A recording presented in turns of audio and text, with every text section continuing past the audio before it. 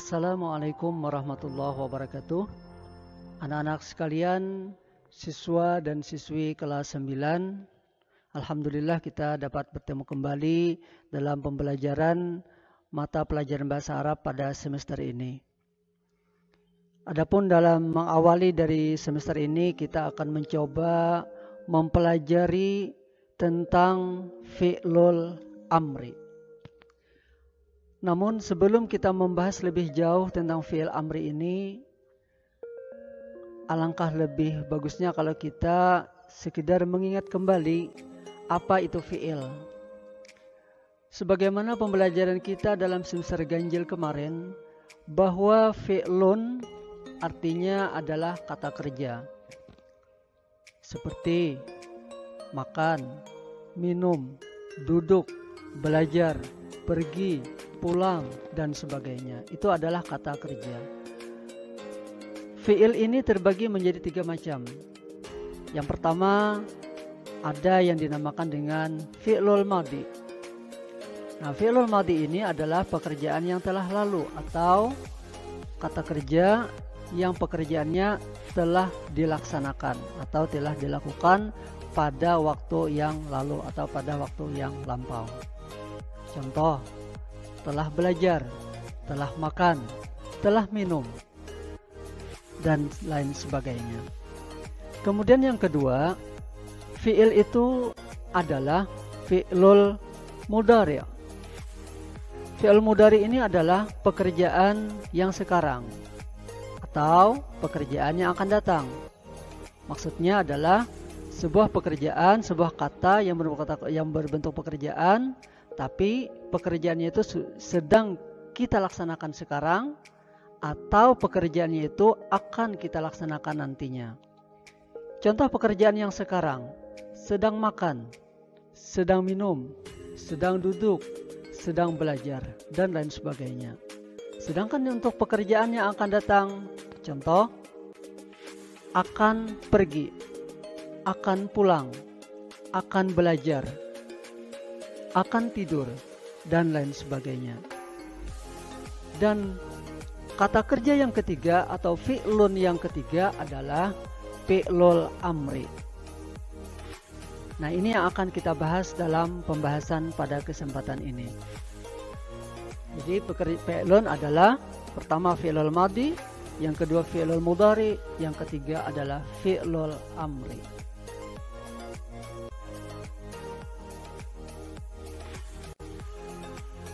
Baik anak-anak sekalian, siswa dan siswi kelas 9. Apa itu fi'lul amri? Fi'lul amri adalah kata kerja yang menunjukkan perintah atau yang disebut dengan kata perintah. Jadi fi'lul amri ini adalah sebuah kata yang menunjukkan sebuah perintah. Sebuah kata yang menunjukkan sebuah perintah, atau secara singkatnya kita sebut dengan fi'lul amri adalah kata perintah. Contoh kata perintah: lihatlah, dengarlah, belajarlah, pergilah, duduklah, dan lain sebagainya. Nah, ini adalah contoh-contoh kata perintah. Lihat, kalau melihat itu adalah fi'il madhi ataupun fi'il mudhari. Tapi kalau berbentuk kata perintah adalah lihatlah, mendengar, dengarlah, belajar, belajarlah, pergi, pergilah, duduk, duduklah, dan lain-lain sebagainya. Nah, itu adalah contoh kata perintah atau yang disebut dengan fi'lul amri.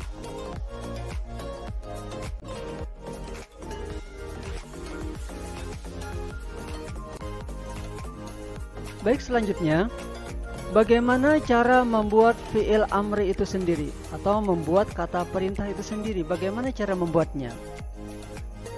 Nah, ada sedikit teknik khusus untuk membuat atau merubah fi'il madhi atau fi'il mudhari menjadi fi'il amar, menjadi kata perintah. Atau cara membuat kata perintah adalah sebagai berikut.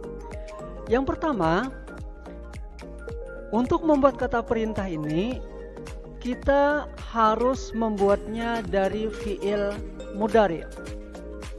Nah, jadi harus membuatnya itu dari fi'il mudhari'. Contoh, yujahidu, yata'allamu, yatruku, yajlisu, dan yazhabu, dan lain sebagainya. Nah, ini adalah kata-kata atau fi'il mudhari', kata-kata yang berbentuk fi'il mudhari'. Di mana tandanya fi'il mudhari'? Di depan katanya itu terdapat yang dinamakan dengan huruf mudhara'ah atau huruf-huruf awal fi'il mudhari'. Untuk mengetahui huruf mudhara'ah bisa kalian lihat pada huruf yang bercetak merah. Itu dinamakan dengan huruful mudhara'ah atau huruf-huruf awal fi'il mudhari'. Nah, jadi yang pertama adalah membuatnya dari fi'il mudhari'. Cara yang kedua, setelah kita mendapat fi'il mudhari', cara yang kedua adalah dengan cara menghilangkan huruf mudhara'ahnya. Sebagaimana yang Bapak sampaikan tadi, huruf mudhara'ah itu adalah huruf-huruf awal fi'il mudhari'. Nah, cara yang kedua ini adalah kita hilangkan. Huruf mudhara'ahnya itu adalah kita hilangkan.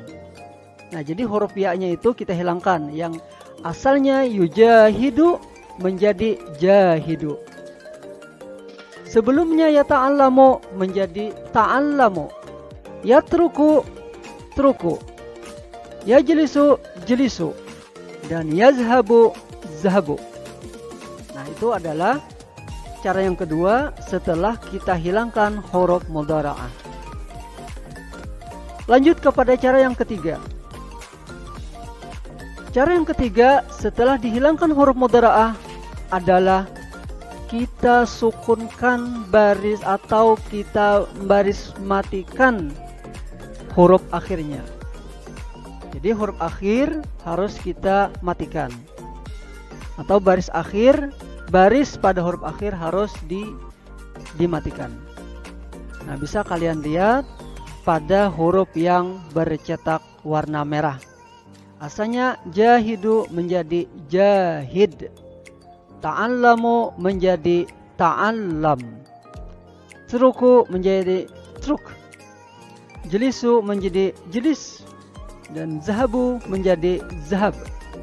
Nah, itu adalah cara yang ketiga, yakni dimatikan atau disukunkan baris akhirnya. Apabila setelah dihilangkan huruf mudhara'ah dan dimatikan huruf akhir, huruf awalnya berharakat atau hidup, maka sudah menjadi kata perintah, sudah menjadi fi'il amar. Bisa kalian lihat pada contoh 1 dan 2. Jahid, asalnya yujahidu, kita hilangkan huruf awal atau huruf mudhara'ah menjadi jahidu, dan yang kedua kita matikan huruf akhir menjadi jahid. Setelah dua proses ini, huruf awalnya masih berharakat atau hidup, maka ini sudah menjadi fi'il amar. Jahid adalah fi'il amar. Ta'allam adalah fi'il amar. Sedangkan tiga kata terakhir itu huruf awalnya masih sukun. Huruf awalnya masih sukun dan tidak bisa kita baca lagi. Dan tidak bisa dibaca karena huruf awalnya masih sukun. Maka harus ada satu cara lagi, yaitu kita tambahkan alif di depan kata tersebut.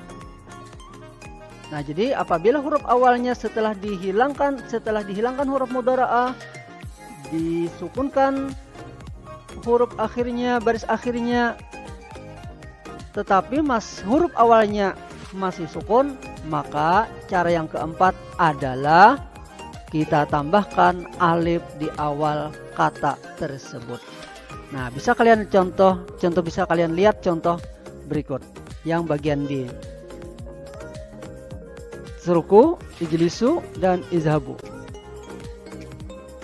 Nah, sekarang yang selanjutnya, setelah kita tambahkan alif, bagaimana cara membarisi alifnya? Bagaimana cara meletakkan baris alif pada kata tersebut?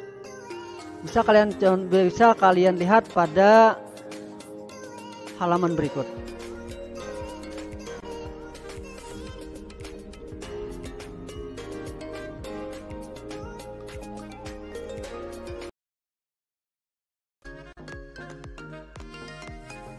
Baik anak-anak sekalian, siswa dan siswi kelas 9. Untuk baris alif,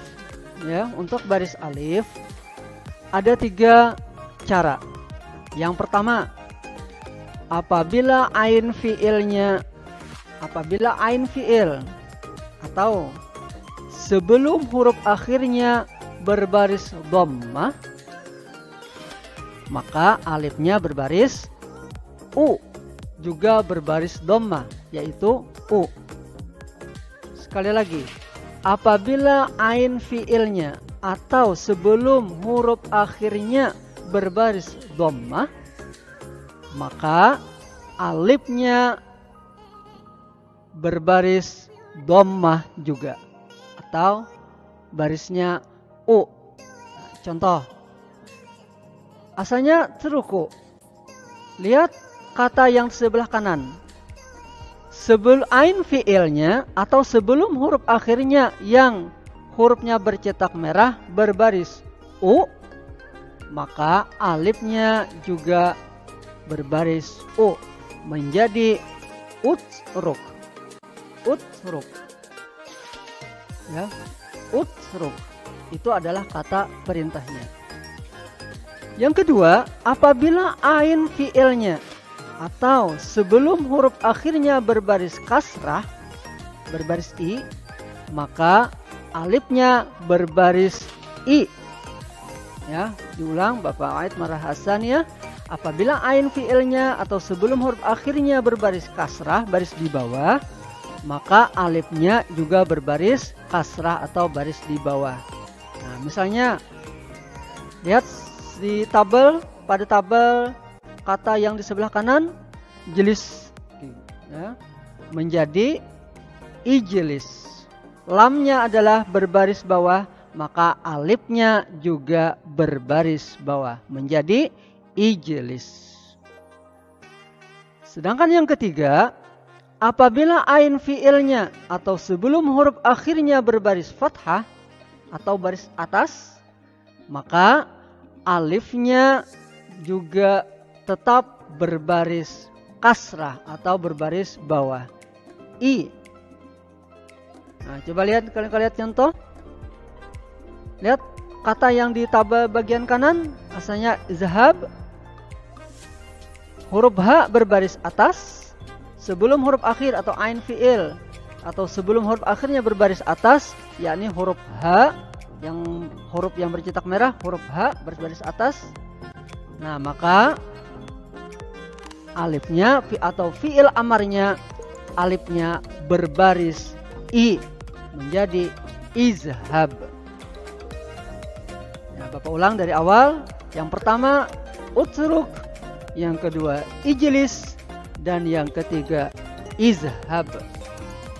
Nah, mungkin demikian penjelasan Bapak tentang bagaimana cara membuat fiil amar, atau apa yang disebut dengan fiil amar, bagaimana cara membuatnya. Nah, di sini sudah Bapak jelaskan, dan mudah-mudahan kalian dapat memahami apa yang sudah Bapak jelaskan ini. Terima kasih atas perhatian kalian. Mohon maaf atas segala kekurangan. Allahumma waffiq ila aqwamit thariq. Assalamualaikum warahmatullahi wabarakatuh.